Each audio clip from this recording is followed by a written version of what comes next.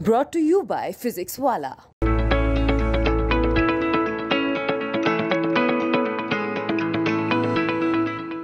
पहले न्यायालय अपने स्तर से सर्वे कराता, लेकिन ये लोग बनारस से प्रभावित हो चुके हैं। ये यहाँ साक्ष्य मिटा रहे हैं, कलाकृतियां तोड़ रहे हैं और वहाँ निर्माण कार्य भी चल रहा है।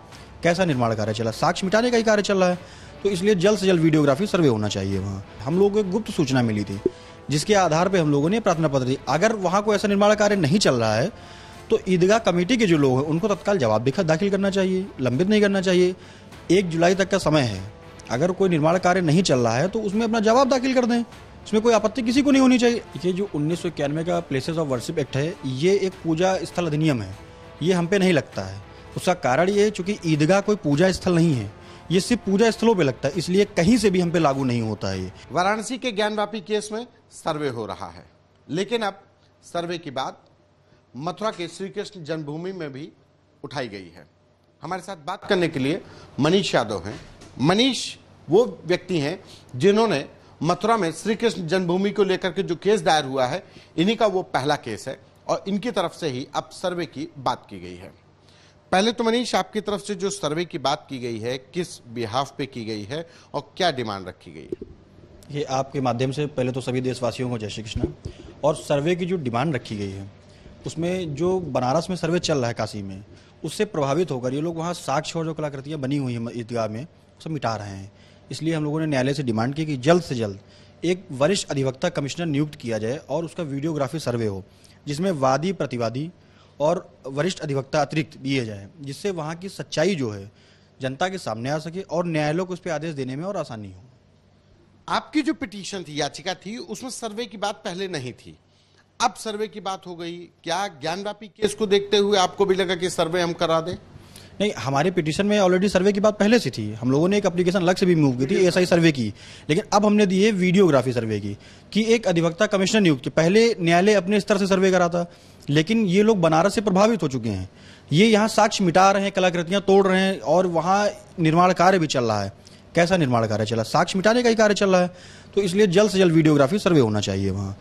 नहीं, तो ये जैसे वहां पे कलाकृतियां मिटाई जा रही हैं, निर्माण कार्य हो रहा है, तो इस बात का कोई सबूत आपने कोर्ट में पेश किया या कैसे जानकारी मिली? क्यों लग रहा है कि वहां पे छेड़छाड़ हो रही है?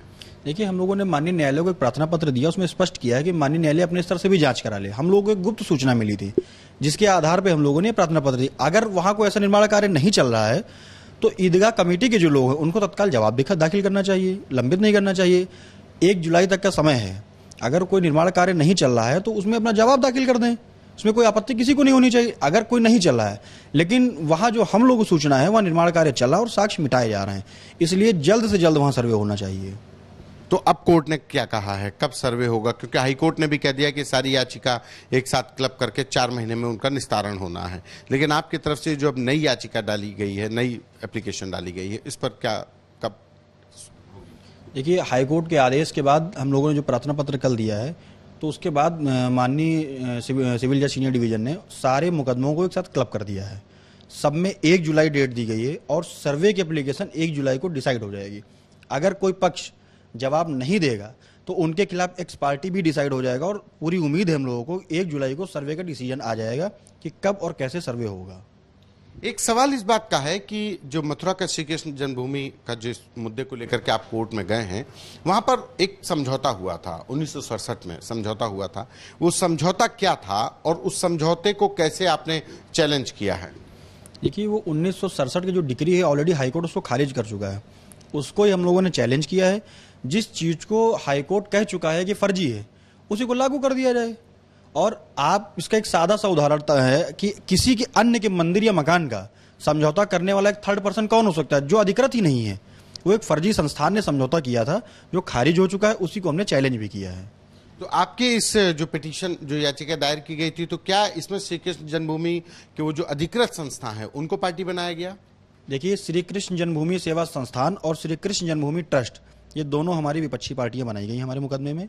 इसके अलावा शाही ईदगाह इंतजामिया कमेटी और सुन्नी सेंट्रल वक्फ बोर्ड, ये 4 लोग हमारी पार्टियां हैं। क्योंकि मंदिर तो पार्टी बनता ही है, ये सिविल सूट में मंदिर तो सबसे प्राथमिकता पार्टी बनना है, उसके बिना तो मुकदमा ही नहीं चल सकता, इसलिए उनको भी पार्टी बनाया गया। एक आखिरी सवाल है कि वर्शिप एक्ट की बात होती है, ज्ञानव्यापी केस में भी वर्शिप एक्ट बहुत चर्चा में आया कि वर्शिप एक्ट के तहत वहां पर श्रृंगार गौरी में पूजा करने की बात की गई। क्या वर्शिप एक्ट आपके केस में नहीं लागू होगा? देखिए, जो 1991 का प्लेसेस ऑफ वर्शिप एक्ट है, ये एक पूजा स्थल अधिनियम है, ये हम पे नहीं लगता है। उसका कारण ये है चूंकि ईदगाह कोई पूजा स्थल नहीं है, ये सिर्फ पूजा स्थलों पे लगता है, इसलिए कहीं से भी हम पे लागू नहीं होता है ये। और अगर कोई कहता है लागू होता है तो हमको रिटर्न में क्वेश्चन करेगा, रिटर्न में उसका हम जवाब देंगे। हम लोगों ने अगर ये हम पे लग रहा होता तो ये कोई मुकदमे एक्सेप्ट ही ना होते, न्यायालय में सुनवाई ही ना होती। इसलिए ये सिर्फ पूजा स्थलों पर लगता है। और जो बनारस में सर्वे चल रहा है वो इसीलिए चल रहा है। अगर ये वहां लग रहा होता, वहां भी लगता, तो वहां भी सर्वे ना होता। ये कहीं नहीं लग रहा है। ये सिर्फ एक विशेष समुदाय द्वारा इन मुकदमों को डिस्टर्ब करने के लिए, लंबे समय तक खींचने के लिए सिर्फ बरगलाया जा रहा है, न्यायालय का समय खराब किया जा रहा है। कोई भी पूजा स्थल अधिनियम हम लोगों पे नहीं लग रहा, कहीं भी नहीं लग रहा है।